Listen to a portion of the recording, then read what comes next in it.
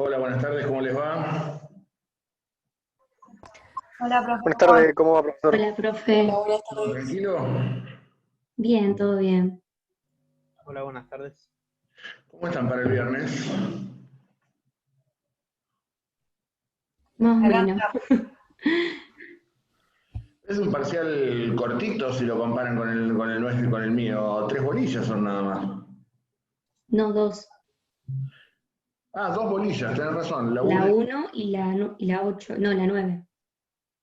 no es nada. Además hay muchas similitudes a lo que, nada, tuvimos que estudiar para el parcial con usted, así que Y además hay muchas cosas que yo las tuve que dar para poder seguir avanzando, si no era muy difícil. Profe, da miedo el titular, me parece, más que el contenido. ¿Qué pasa con el doctor Marucci? No le tengan miedo. Ladra pero no muerde. Tiene así esa imagen de malo, de mastín, pero no pasa nada. Repitan lo que dice en clase y ya está, lo dejan contento. Igual por ahí les tomo yo, no sé cómo nos vamos a dividir el viernes. Me convocó para tomar, así que Profe, él dijo que a él medida que dijo íbamos, que... lo mismo, ¿no? Que lo diga la compañera. porque son la comisión nuestra, la de Machado, la de Lucrecia, 3 comisiones. Tachela, Jerónimo, las 6 comisiones somos, es mucho. Espero que podamos terminar el mismo viernes. sí, Profe, a a nosotros nosotros nos nos... dijo que nos tomaba a las 7, pero ¿nos va a tomar a las 7 o estaremos rindiendo a las 10 de la noche? Qué buena pregunta, porque va a empezar, tengo entendido que va a empezar a tomar a las 2 de la tarde. Sí, sí, desde temprano, pero no sé. Y la verdad no, mirá, el año pasado generalmente a mi comisión le tomaban en horario, no. Los exámenes son siempre con esta dinámica. Cuando más o menos estudiaron, los exámenes se hacen cortos. Ahora, el tema es cuando no saben, cuando se empantanan, cuando no, tenés que sacar las cosas con tirabuzón, y ahí un examen que tendría que durar 5 minutos te dura 20. Pero ustedes son una comisión que estudia, así que no tendrían que tener problemas.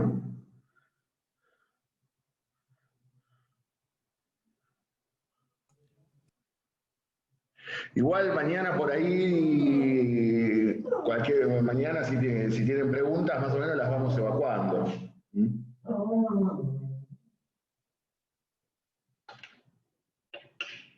Igual es muy esquemático el parcial, muy derecho positivo, la constitución y las reformas, por ahí es un poco más volada la primera parte, pero no tendrían que tener dificultades. Es mucho más complejo el parcial mío, pero lejos, en cuanto a temática, pero no lo duden. Él nos dio una guía, va a tomar de eso, supongo. Sí, lo que sí, ustedes tienen que tener presente algo, porque me pasó con algunos que rindieron conmigo, es que esas guías nosotros las damos como pautas aproximativas de lo que vamos a tomar. No significa que eso es lo que se toma y nada más. Hubo alguien que me achacó que lo que yo estaba tomando no estaba en la guía que yo había mandado. Pero como yo le digo, eso es una guía de repaso, es aproximativa, no significa que eso es lo que se toma. Igual les debe haber mandado como 100 y pico de preguntas, ¿verdad? 100 preguntas, no tenés nada para preguntar. 71 son. ¿Cuánto? 71. Ah, las acortó. Antes Y eran... también aclaró que eran ejemplificatorias las preguntas. Claro, por eso, sí. Sí, la Constitución, si saben la Constitución, ya está, el resto sale solo. Lo que pasa es que tienen ni más ni menos que la Constitución del 53, ahí tienen que saber la Constitución. No hay mucho más secreto. Vuelvo a reiterar, no las vamos a preguntar de memoria ni nada por el estilo, pero yo le digo, bueno, díganme cuáles son las garantías, debido proceso, juicio previo, inviolabilidad de la morada, etcétera, etcétera. Así le digo, bueno, intervención federal, cuándo procede y quién la lleva a cabo, y así sucesivamente, no, artículo 1 tal cosa, artículo 2 tal cosa, artículo 3, por ahí uno toma por orden, pero al solo efecto de ser más ordenado para preguntar, pero no porque la tengan que saber de memoria.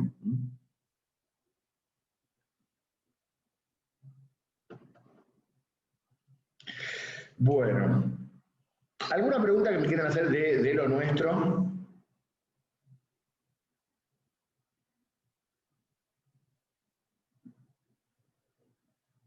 Calculo que no, porque deben haber estado estudiando para Carlos.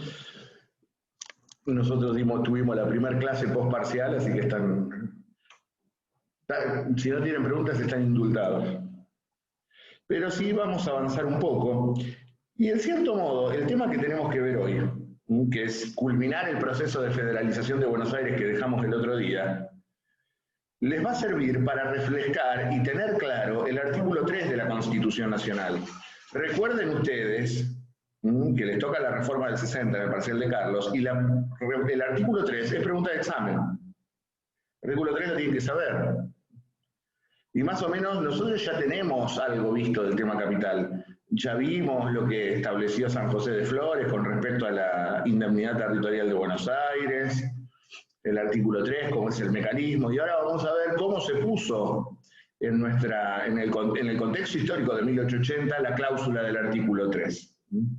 Porque recuerden ustedes, nosotros dejamos la clase anterior ya en el final de la presidencia de Nicolás Avellaneda, vimos que hubo, por primera vez, si se quiere, desde Pavón, el enfrentamiento entre dos proyectos bien definidos de país en aquellas elecciones del 80. Si bien los dos contendientes, es decir, Tejedor por parte del mitrismo y Roca como candidato del oficialismo, en cierto modo encarnan a la élite gobernante, lo que se está dirimiendo es quién iba a tener el predominio político, si la burguesía comercial porteña o las nacientes burguesías del interior del país. Esos son los dos proyectos políticos que iban a chocar en el 80. Y en ese contexto se mezcla el tema de la capital. Ya hemos visto que los porteños estaban decididos, en primer lugar, a que no les tocaran su ciudad, y también hemos adelantado que luego de la experiencia de 1874, cuando se alzaron en armas contra el gobierno de Sarmiento, desconociendo el triunfo de Avellaneda, y que habían sido derrotados, esta vez tampoco estaban dispuestos a aceptar el resultado de los comicios. Es decir, no estaban dispuestos a aceptar el triunfo de Roca.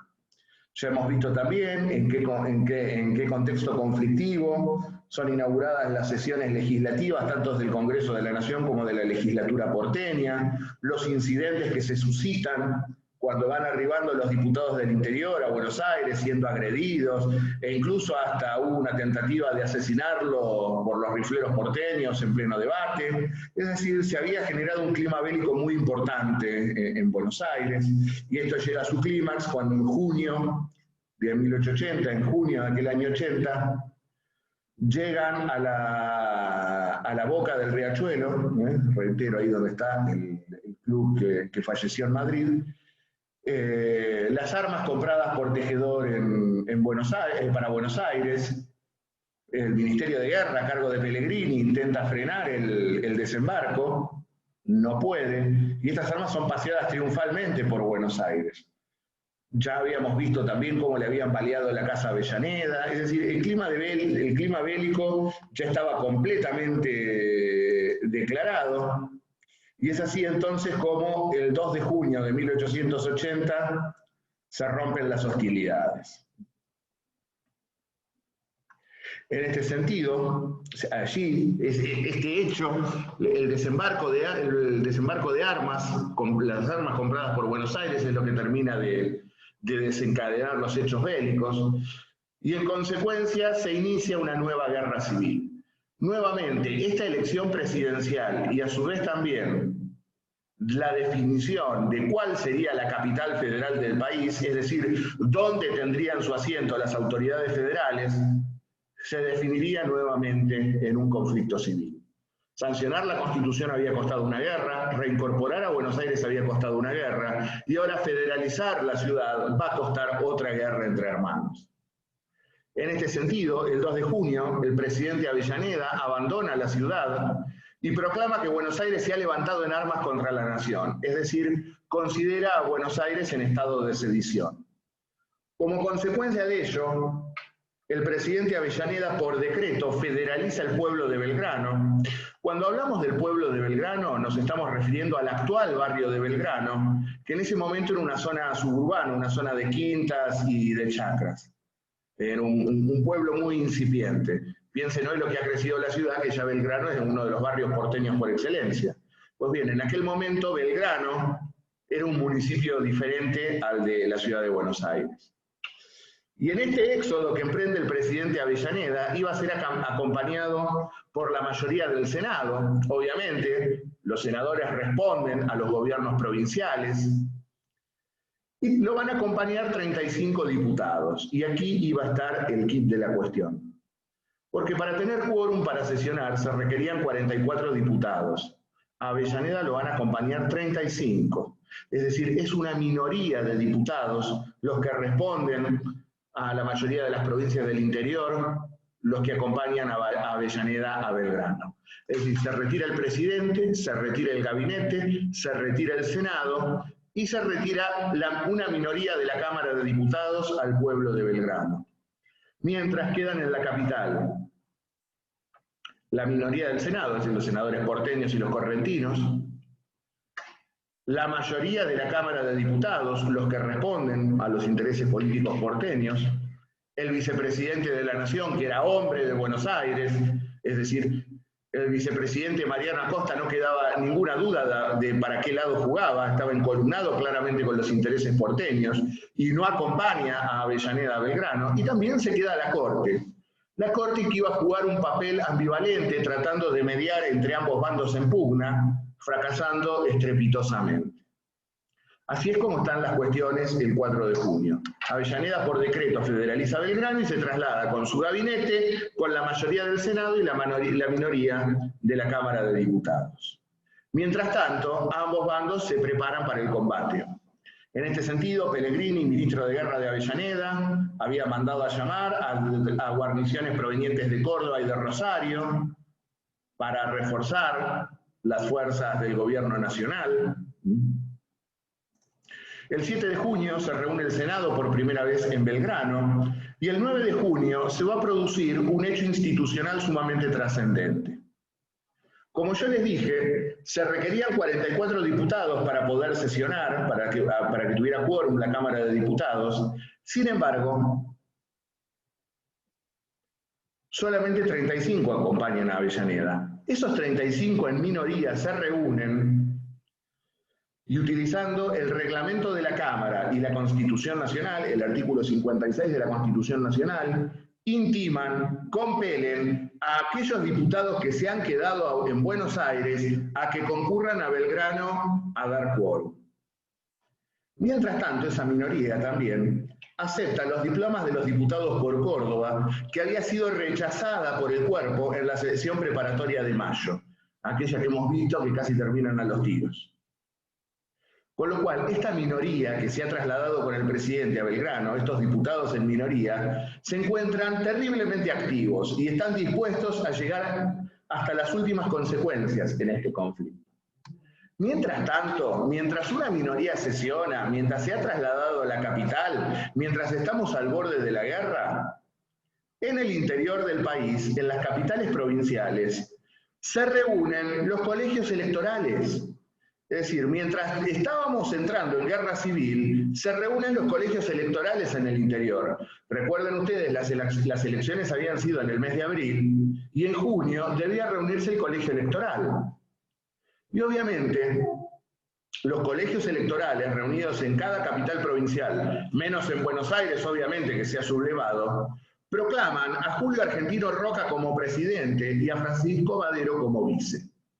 Es decir, los colegios electorales, que ya hemos visto, responden a los gobernadores de provincia, proclaman a Roca presidente. Es decir, todo el interior del país apoya a Avellaneda y apoya, obviamente, al sucesor de Avellaneda, a quien Avellaneda ha candidateado como sucesor, a la figura de Roca. Con lo cual, claramente, no es solamente el gobierno nacional quien se encuentra en guerra contra Buenos Aires, sino que este gobierno nacional cuenta además con el respaldo de prácticamente todas las provincias, menos Corrientes, que como de costumbre se ha pronunciado por los liberales. Los liberales correntinos siempre jugaron para Mitre. Por lo tanto, el bloque que apoya las aspiraciones presidenciales de Roca es muy fuerte. Y en este sentido, la iniciativa política, precisamente, la van a tomar las provincias del interior, sobre todo a través de esta minoría de diputados que se muestra muy activa y los senadores. Es decir, la iniciativa política vamos a ver que claramente la va a tomar el Congreso de la Nación reunido en Belgrano. Y será claramente quien lleve a cabo la política durante estos meses que se vienen. Frente a una Avellaneda dubitativo, frente a una Avellaneda timorato, será el Congreso de la Nación reunido en Belgrano quien definitivamente decida terminar con el separatismo porteño, como veremos. Y obviamente el interior apoya a Roca. Los colegios electorales, como ya les digo, se reúnen el 13 de junio y es a la semana siguiente cuando comienzan los conflictos. Se combaten barracas, en Puente Alsina, en Los Corrales, en Constitución. Esta guerra civil desatada en 1880 arrojó la friolera de 3.000 muertos, es decir, la elección presidencial del 80, sumada a la federalización de Buenos Aires, costó el derramamiento de sangre de 3.000 argentinos. Por eso siempre les he dicho, la historia argentina no es una historia rosa, es una historia violenta, es una historia plagada de violencia, de traiciones y de sangre derramada.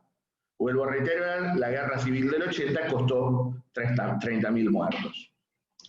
La guerra, si bien claramente se manifiesta que tarde o temprano la va a ganar el Estado Nacional, en ese contexto los triunfos del Ejército Nacional no son contundentes ni definitivos. Buenos Aires está en condiciones de seguir peleando. Lo que pasa es que en una guerra a largo plazo, obviamente, el Estado Nacional cuenta con todos los recursos para vencer definitivamente. Y Buenos Aires va a cometer un error terrible. Un terrible error va a cometer Buenos Aires. Decide enviar como representante político a negociar una tregua con Avellaneda a Bartolomé Mitre. Mitre es designado como jefe de la defensa de Buenos Aires. Y darle la defensa de Buenos Aires a Mitre es como decir rendir la guerra. En este sentido, Mitre tendrá una entrevista con Avellaneda. Se va a producir lo que se conoció como un pacto de caballeros. En este sentido, se produce como consecuencia de esta reunión la renuncia del gobernador Tejedor para descomprimir la situación política y asume como gobernador de la provincia de Buenos Aires el presidente de la legislatura, José María Moreno. José María Moreno, un amigo personal de Avellaneda, con lo cual parecía que iba a haber un entendimiento rápido con Avellaneda. En ese contexto, el Congreso en Belgrano aprueba algunas de las iniciativas que se habían tomado el mes anterior, verbigracia la declaración del estado de sitio y la intervención de Buenos Aires, y sobre todo la federalización de Belgrano, para darle cobertura legislativa. Ahora bien, Avellaneda le había dado su promesa personal a su amigo Moreno de que no iba a intervenir la provincia, que habiendo renunciado Tejedor tanto a la gobernación de la provincia como a su candidatura presidencial, quedaba zanjado el conflicto.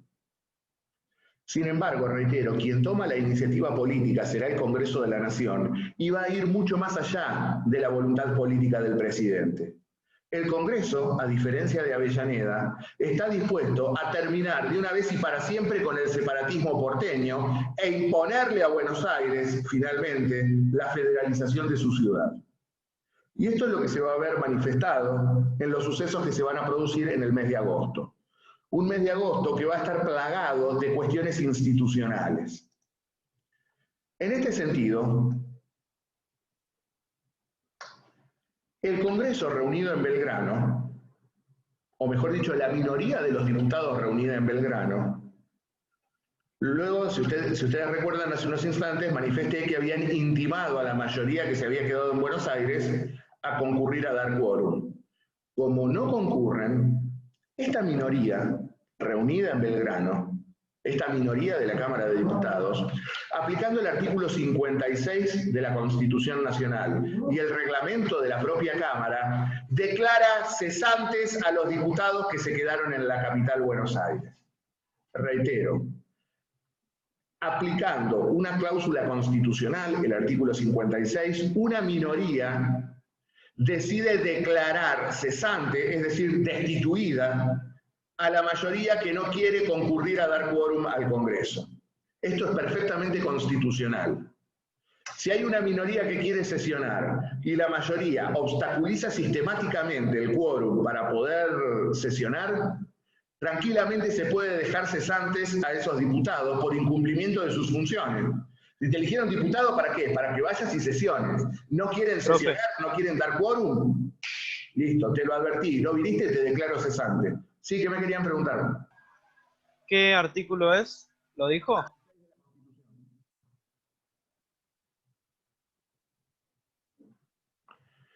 Y en este sentido, el Congreso, luego de declarar cesantes a estos diputados, intima al presidente Avellaneda para que convoque a elecciones en el interior para cubrir las vacantes que se han producido.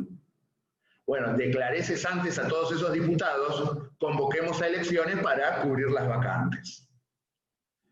Y el 11 de agosto, el Congreso decide intervenir la legislatura de Buenos Aires.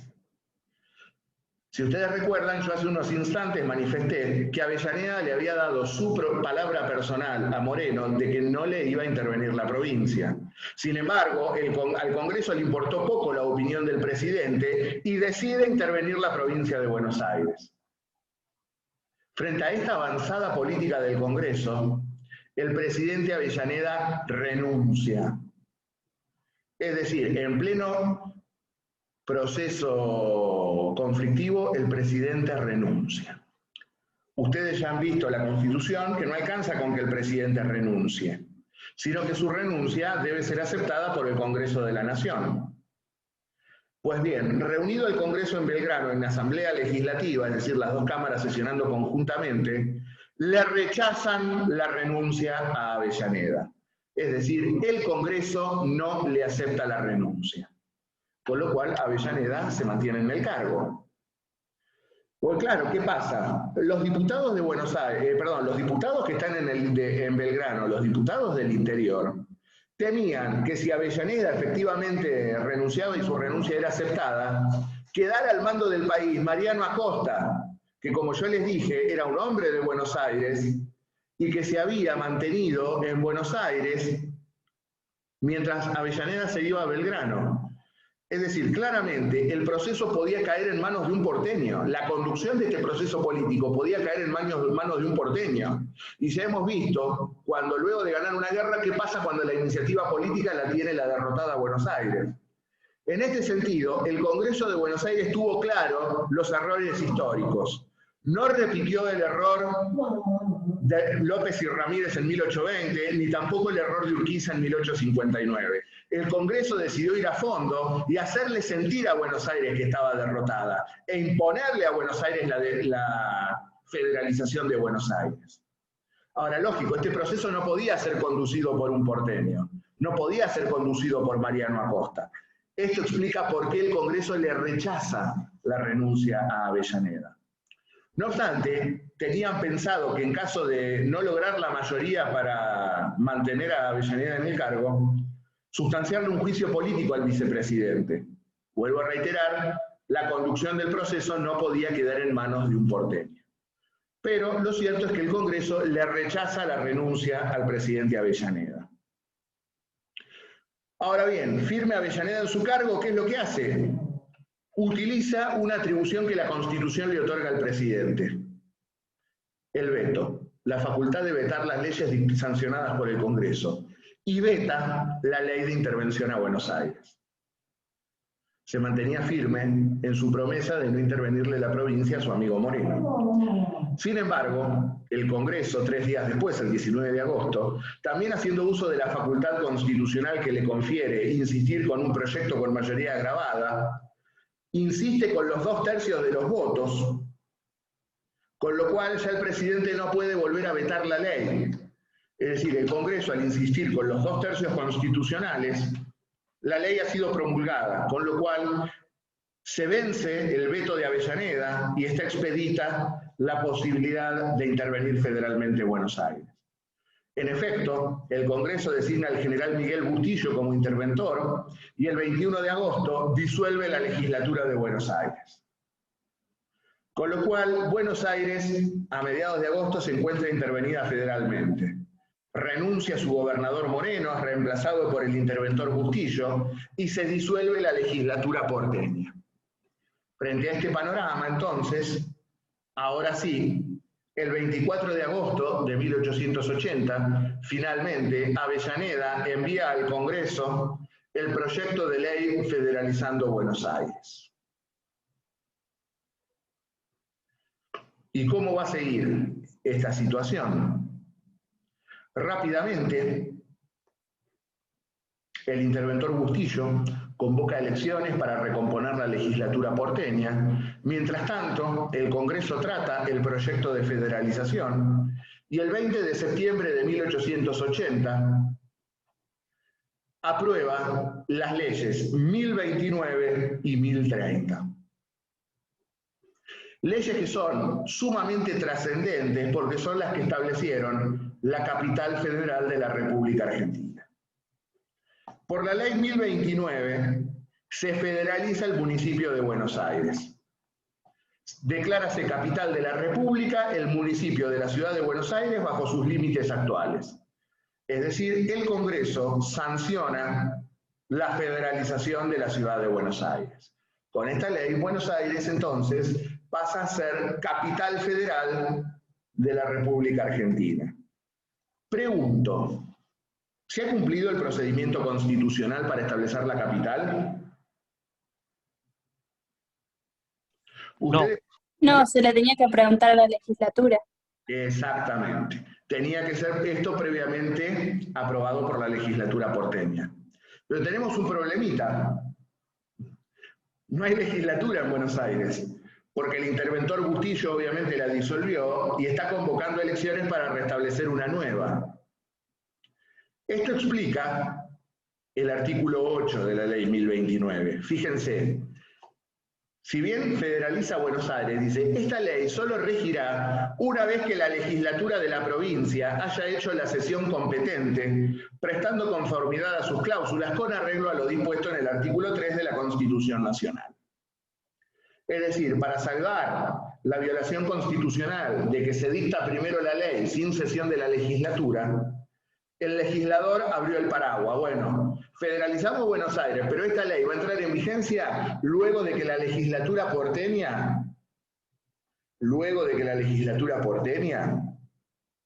entregue los territorios, entregue la ciudad. Ahora, ¿qué ocurriría? ¿Qué pasa si la legislatura insiste en no entregar la ciudad?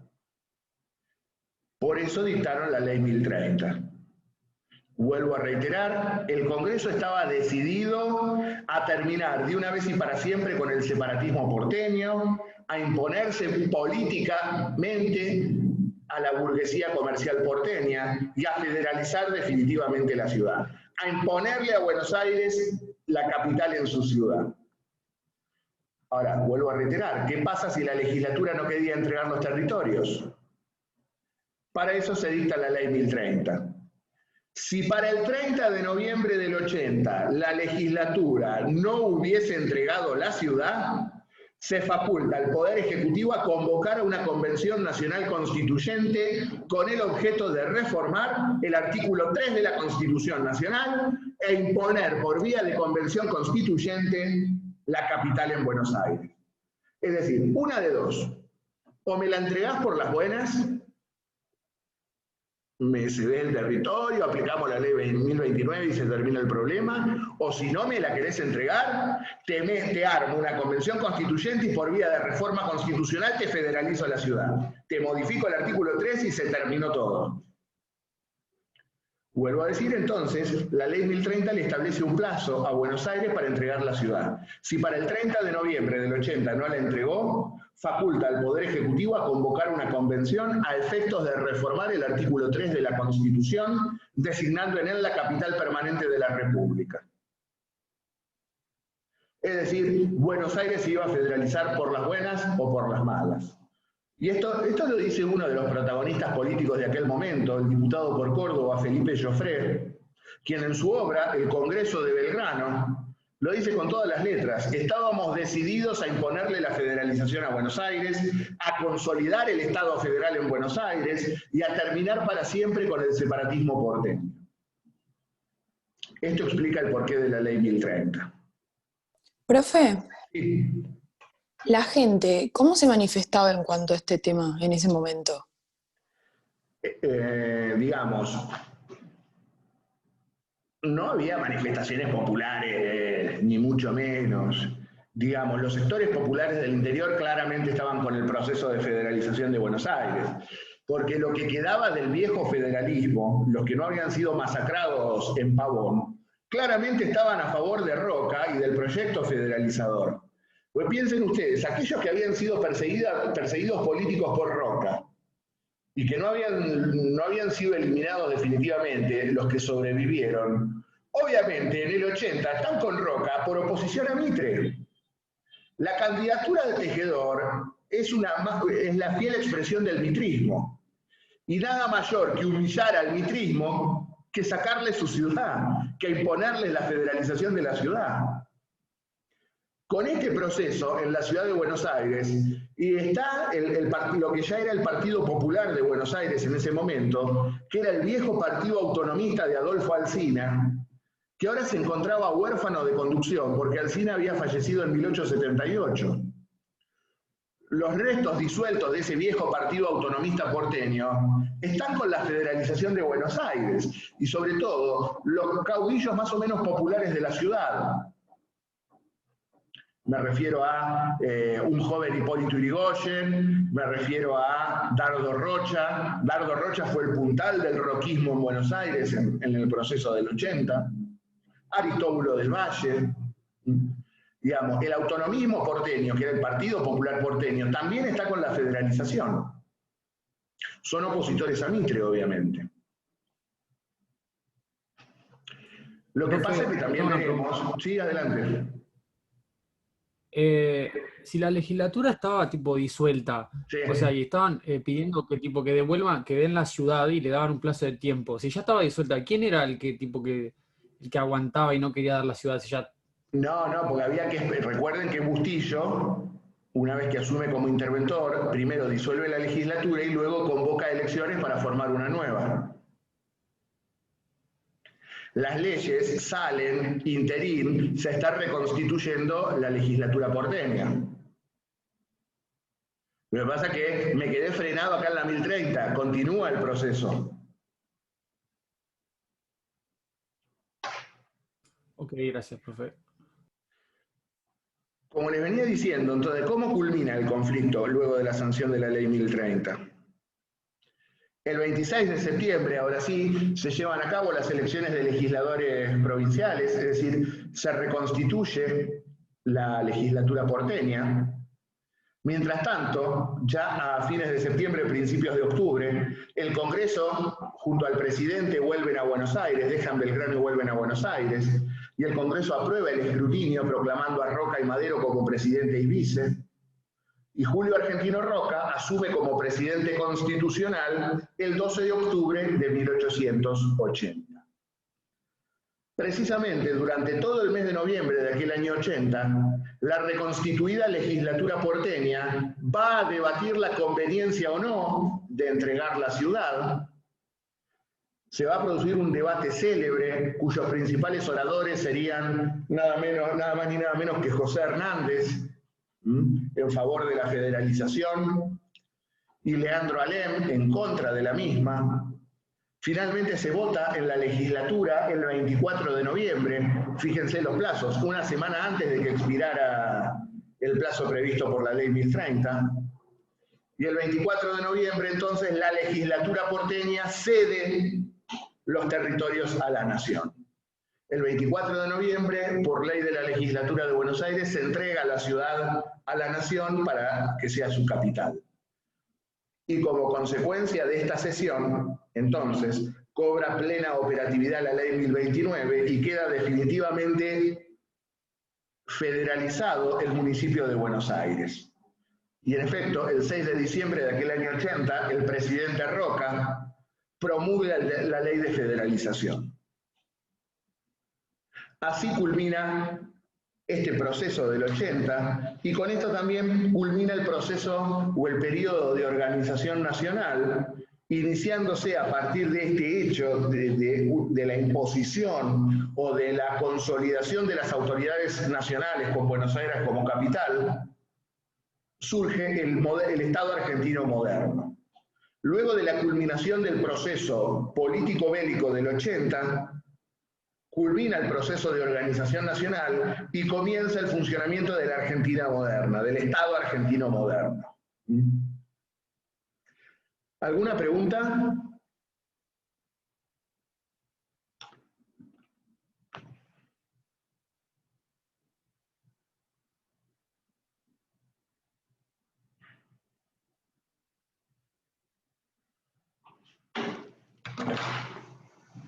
¿Nada? Ya les voy adelantando, obviamente, la federalización de Buenos Aires es recontra pregunta de examen para el segundo parcial. Profe, Sí. a mí me quedó una duda de la clase pasada. Adelante. Todo lo que dijo al principio, que llegó hasta Perón, era solo un repaso, ¿no? O sea, lo va a explayar más adelante. ¿Hasta Perón? ¿Cuándo hablé de Perón? No, Perón no, bueno, pero llegó hasta el 2001, si no me equivoco, estuvo hablando. No, Pero fue un pantallazo, no. ¿no? Lo que yo expliqué son las distintas acefalías. Claro, por eso, pero dio un pantallazo, después va a explayar más. Lo que pasa es que las acefalías las tengo que contextualizar. Las acefalías sí se las voy a preguntar. Obviamente hay algunos procesos políticos que los vamos a ver en profundidad. Pero la clase del otro día no fue un pantallazo histórico. La clase del otro día fueron las distintas acefalías presidenciales, que las tomo, ¿eh? Principalmente la cefalía de 1962, la cefalía de 1973 y la cefalía de 2001. Porque yo el otro día lo que les di fue la primera ley de acefalía, que es la de Mitre, en 1868. Vimos la primera cefalía, que es la del año 62. Y también vimos que era una acefalía ilegal por las condiciones en las que había sido destituido Frondizi. La cefalía del 73, luego de los sucesos de Seiza, con la renuncia de Cámpora y Solano Lima, y la asunción de Lastiri, presidente de la Cámara de Diputados. Luego vimos la reforma que introduce la ley 20.972 a la ley de acefalía. Vimos la cefalía del 2001, y la reforma que introduce la ley 25.716, que es con la que se termina de solucionar la crisis institucional de 2001. Eso sí, lo voy a tomar tal cual lo vimos la clase anterior, pero porque no estaba explicando procesos políticos, estaba explicando las acefalías concretamente. Se me está por cortar, obviamente, ni bien se corta, volvemos a conectarnos. ¿Alguna otra pregunta? Profe, usted Sí. mencionó a José Hernández recién. ¿Es el de Martín Fierro o es otro? Sí, exactamente, José Hernández.